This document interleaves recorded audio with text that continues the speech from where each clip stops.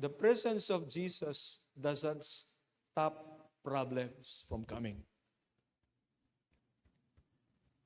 But it keeps problems from overcoming us. Hindi tayo magugupo ng mga problema. Hindi tayo magugupo ng mga storms of life.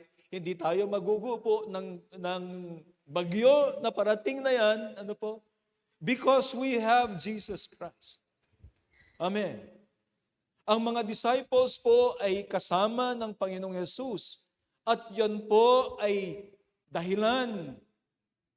It's enough reason na mararanasan po nila ang kapayapaan, mararanasan nila na sila po ay safe sa gitna po ng matinding bagyo. Ang susi po rito ay to make ourselves reconciled to God.